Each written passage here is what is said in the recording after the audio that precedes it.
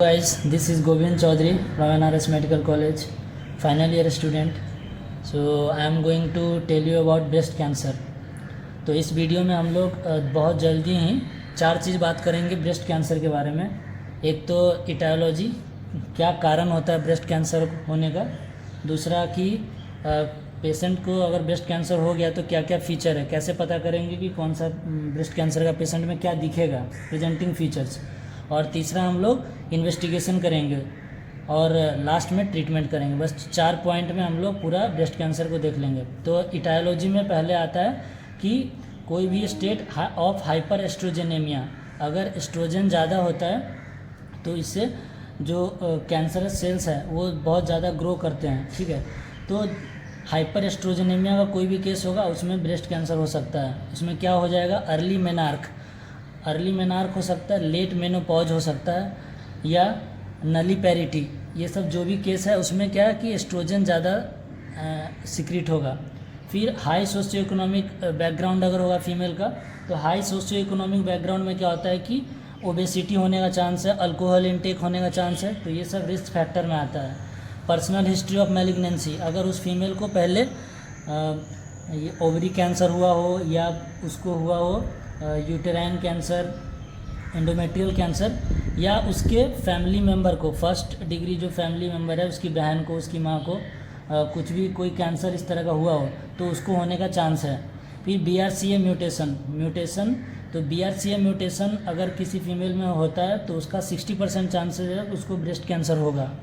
और लास्ट है कि थेराप्यूटिक रेडिएशन एक्सपोजर, कि मतलब एक्सरे या मैमोग्राफी अगर परसिस्टेंटली अगर बहुत सालों से करा रही है तो उसमें भी चांस है उसका कि उसको ब्रेस्ट कैंसर हो सकता है। तो ये हो गया इटायोलॉजी। प्रेजेंटिंग फीचर सबसे मेन है ब्रेस्ट लंप, कि ब्रेस्ट में लंप दिखेगा, एक मास दिखेगा, और मूवेबल भी हो सकता है, फिक्स्ड हो सकता है, और पेनलेस अगर हो रहा है तो ये बहुत ज़्यादा चांस है कि वो ब्रेस्ट कैंसर है। पेनफुल है तो चलो दिक्कत नहीं, लेकिन पेनलेस है तो ये कैंसर का ज़्यादा चांस है। फिर ब्लडी निपल डिस्चार्ज, अगर निपल से जो डिस्चार्ज हो रहा है वो ब्लडी है तो उसमें भी ये ब्रेस्ट कैंसर का फीचर है। उसके बाद क्या है कि ब्रेस्ट का एसिमेट्री और डिस्टॉर्शन है, स्किन फिक्सिटी है, मतलब जो ब्रेस्ट के ऊपर का स्किन एकदम टाइट हो गया हुआ है, एकदम टाइट स्किन हो गया हुआ है, डिस्टॉर्टेड ब्रेस्ट हो गया है, मतलब या तो एक का जैसे एक ब्रेस्ट का साइज छोटा एक का बड़ा हो गया, ऐसा हो गया। या फिर है निपल रिट्रैक्शन या डेविएशन, अल्सरेशन। जो निपल रिट्रैक्शन का मतलब होता है कि जो निपल का जो एरिया है ना वो पूरा मतलब अंदर की तरफ धंस गया है, वो निपल रिट्रैक्शन बोलते हैं उसको। या डेविएट हो गया है कि एक साइड में आ गया। या एक और फीचर है, इसको बोलते हैं प्यूडी ऑरेंज। तो प्यूडी ऑरेंज में क्या होता है कि जो ऑरेंज का जो छिलका होता है उसमें जैसे डिम्पल टाइप लगा रहता है और ऑरेंज मतलब ऑरेंज कलर का होता है, तो ऐसा अपीयरेंस दिखेगा। तो ये अपीयरेंस क्यों दिखता है, तो ये मान लो कि अगर कोई कैंसर सेल है तो कैंसर सेल क्या करता है कि लिम्फेटिक्स में जाके लिम्फेटिक वेसल में उसको ऑब्स्ट्रक्ट कर देता है। तो ऑब्स्ट्रक्शन के कारण क्या होता है कि वहाँ पे लिम्फ जो है एक्यूमुलेट होता है और इडीमा हो जाता है, तो फूल जाता है, तो वहाँ पे लिम्फ इडीमा होता है और ये कैंसरस सेल्स के होने के कारण वो ऐसा डॉटेड अपीयरेंस आता है, उसको हम लोग बोलते हैं प्यूडी ऑरेंज। तो ये एक कैरेक्टरिस्टिक फीचर है, ये अगर दिखेगा तो इसका मतलब चांसेज है कि ब्रेस्ट कैंसर है। उसके बाद है कि जो ब्रेस्ट होता है, ब्रेस्ट टिश्यू, तो उसके बीच बीच में लिगामेंट होता है, तो लिगामेंट ऑफ कूपर बोलते हैं उसको, कि जो वॉल चेस्ट वॉल है और जो ब्रेस्ट टिश्यू को एक तरह से होल्ड करके रखता है, लिगामेंट ऑफ कूपर। तो अगर कैंसर होता है तो ये कैंसर क्या है, ये लिगामेंट ऑफ कूपर को इन्फेक्ट करता है, जिसके कारण से डिम्पलिंग और पकरिंग होता है। डिम्पलिंग पकरिंग का मतलब होता है कि जो ब्रेस्ट होगा वो पूरा अंदर की तरफ धंसा होगा, तो वो इसको हम लोग, ये भी एक फीचर है। और एक है और है कि अल्सरेशन और नोड्यूल्स, कि जो निपल एरियोला कॉम्प्लेक्स रीजन होता है उसके चारों तरफ मिलेगा हमको नोड्यूल्स मिलेगा, अल्सर मिलेगा, तो ये भी प्रेजेंटिंग फीचर है। तो ये कुल मिला के ये सब प्रेजेंटिंग फीचर है। मोस्ट कॉमन इसमें ब्रेस्ट लंप है। उसके बाद हम लोग अगर असेसमेंट का बात करते हैं कि हमको इन्वेस्टिगेट करना है कि चलो पेशेंट आया है उसको देखना है कि मतलब कंफर्म करना है, इन्वेस्टिगेट करना है। तो पहला इसमें ट्रिपल असेसमेंट है। तो ट्रिपल असेसमेंट में पहला क्लिनिकल साइन एंड सिम्टम देखते हैं और हिस्ट्री लेंगे। तो हिस्ट्री पहले लेंगे कि उसका फैमिली हिस्ट्री से, और ये सारा इटायोलॉजी हम लोग मैच करेंगे, प्रेजेंटिंग फीचर में मैच करेंगे, ये क्लिनिकल से ये सारा मैच करेंगे। उसके बाद सेकेंड हमारा आएगा इमेजिंग। हम लोग यूएसजी और मैमोग्राफी के लिए सेंड करेंगे। तो यूएसजी होता है जनरली मतलब कि 40 ईयर से नीचे का जो फीमेल होती है उसको हम लोग यूएसजी करवाते हैं, और मतलब 40 ईयर से अगर ज़्यादा है तो उसको मैमोग्राफी के लिए भेजते हैं। इसलिए क्योंकि मैमोग्राफी में ब्रेस्ट टिश्यू जब ज़्यादा होता है, यंगर फीमेल में ब्रेस्ट टिश्यू ज़्यादा होता है, तो उसमें मैमोग्राफी में जो कैल्सिफिकेशन है ये सब अच्छा से दिखता नहीं है।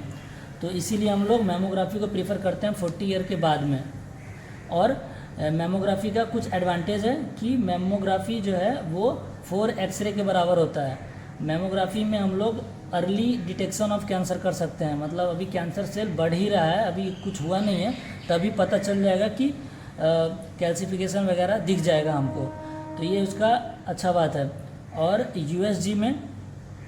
यूएसजी हम लोग कोई भी यंग फीमेल होगा तो उसको पहले हम लोग यूएसजी करवाएंगे।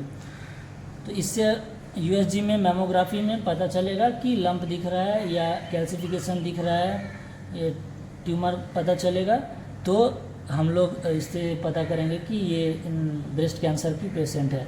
लास्ट में हमारा कि फाइनल मतलब डिटेक्शन के लिए हम लोग एफएनएसी और बायोप्सी कराते हैं। तो बायोप्सी में और एफएनएसी में टिश्यू सैंपल लेके, और उसके बाद जो पैथोलॉजिस्ट है वो चेक करके बताएगा कि कितना ज़्यादा ख़राब है। ग्रेडिंग उससे पता चलता है कि जो सेल का टाइप है वो कितना ज़्यादा कैंसरस हो चुका है। तो ये इससे हम लोग कंफर्म करेंगे कि कैंसर है कि नहीं। इन्वेस्टिगेशन में ये तीनों आएगा। ब्रेस्ट कैंसर का जो ट्रीटमेंट होता है तो वो हम लोग स्टेजिंग के हिसाब से करते हैं कि जैसे पहले स्टेज 1, 2, 3, 4 ऐसे होता है। तो स्टेज 1 और 2 जो होता है उसमें ये हम लोग टीएनएम स्टेजिंग है। तो बेसिकली होता है कि ट्यूमर और जो लिम्फ नोड्स है उसका इन्वॉल्वमेंट। तो स्टेज 1 और 2 में उतना ज़्यादा नहीं होता है। आई मीन कि ट्यूमर का साइज भी कम रहेगा। कितना कम रहेगा? तो 5 से कम रहेगा, और मेटास्टेसिस तो 0 रहेगा। स्टेज 1 और 2 का बात कर रहे हैं। और लिम्फ नोड भी इन्वॉल्व नहीं रहता है, या इन्वॉल्व रहेगा तो बहुत पास वाला लिम्फ नोड ही इन्वॉल्व रहेगा। तो वो मतलब सबसे कम स्टेज है। स्टेज 3 में जाएंगे, जैसे 1 और 2 अगर हो गया तो स्टेज 3 में जो आसपास का लिम्फ नोड है वो सब इन्वॉल्व होना स्टार्ट हो जाएगा।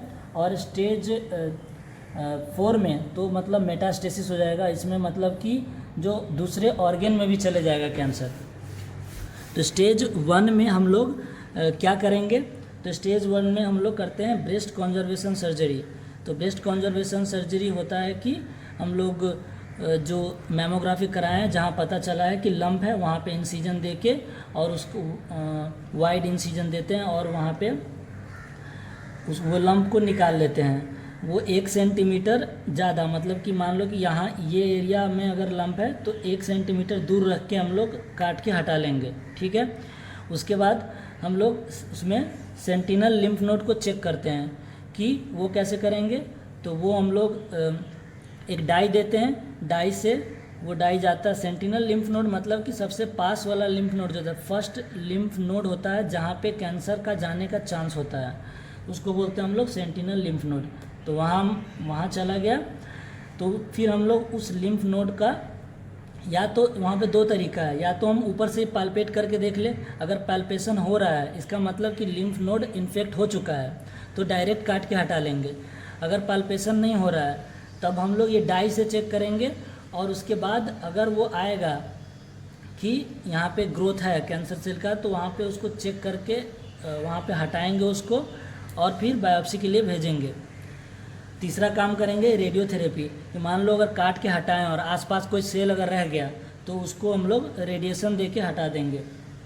तो ये है स्टेज 1 और 2 के लिए। स्टेज 3 में है कि अब क्या है कि मेटास्टाइज होना स्टार्ट हो चुका है। तो पहले हम लोग केमोथेरेपी देंगे, कीमोथेरेपी से उसको लोकलाइज करने का ट्राई करेंगे कि वहीं पे रहे। उसके बाद हम लोग MRM करते हैं, मॉडिफाइड रेडिकल मास्टेक्टोमी करते हैं। ठीक है। मॉडिफाइड रेडिकल मास्टेक्टोमी में हम लोग ऐसे कुछ चीज़ें हटाते हैं, जैसे मतलब पूरा निपल एरियोला कॉम्प्लेक्स, ब्रेस्ट का जो स्किन है, ब्रेस्ट का जो सारा टिश्यू है, हाँ, वो सब हटा देते हैं। और साथ में जो एक्सिलरी लिम्फ नोड है उसका लेवल्स होता है, लेवल 1 और 2 तो कंफर्म हटाना, लेवल 3 हटा भी सकते हैं, नहीं भी हटा सकते हैं। और तो क्या नहीं हटाते हैं इसमें, अगर एमआरएम में, तो ये सारा चीज़ तो हटा दिए, हटाना नहीं है वो है कि पेक्टोरालिस मेजर मसल को हम लोग नहीं हटाते हैं, जो एक्सिलरी वेसल्स होता है, वेन होता है, उसको नहीं हटाते हैं, जो थोरैकोडोर्सल नर्व होता है उसको नहीं हटाते हैं, और लॉन्ग थोरासिक नर्व को भी नहीं हटाते हैं। तो ये एमआरएम है, ये करके और उसके बाद फिर हम रेडियोथेरेपी कर देंगे।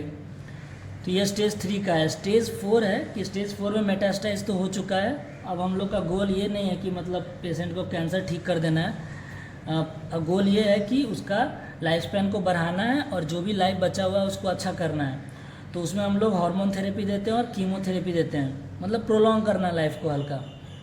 तो हार्मोन थेरेपी पहले देते हैं, सुपीरियर है। हार्मोन थेरेपी में हम लोग क्या करते हैं कि हम लोग जानते हैं शुरू से ही कि एस्ट्रोजन के कारण ही सारा मतलब ये कैंसर सेल और ग्रो कर रहा है, तो हम लोग ओवरी को ही हटा देंगे। तो बायलैटरल ओफेरेक्टोमी करेंगे सर्जिकली। और मेडिकल ट्रीटमेंट में कि जो सेलेक्टिव एस्ट्रोजन रिसेप्टर मॉड्यूलेटर है, हाँ, जो टैमोक्सिफिन है, उसको हम लोग वो मेडिसिन देंगे। तो इससे क्या होगा कि ये कॉम्पिटिटिव इनहिबिशन करता है एस्ट्रोजन का, टैमोक्सिफिन। और जो यहाँ पे लिखा हुआ है कि ट्रांसटूजुमैब, तो ये जो जिस भी पेशेंट का HER2 न्यू पॉजिटिव पेशेंट होगा, अगर हम लोग चेक करके देखेंगे उसका हार्मोनल रिसेप्शन अगर HER2 न्यू पॉजिटिव होगा तो उसके लिए हम लोग ट्रांसटूजुमैब देते हैं। और लास्ट में जो कीमोथेरेपी है, तो कीमोथेरेपी हम लोग का जनरली ये चलता है CAF और CMF, साइक्लोफोस्फामाइड, एड्रियामाइसिन और 5-फॉर्माइल यूरासिल या मेथोट्रेक्सेट इसमें दे सकते हैं। ये कैसे चलाते हैं, तो 6 साइकिल्स चलता है, मतलब कि 21-21 दिन पे साइकिल चलेगा, 6 मंथ के लिए चलेगा ये। तो ये हमारा पूरा ब्रेस्ट कैंसर का है। Thank you.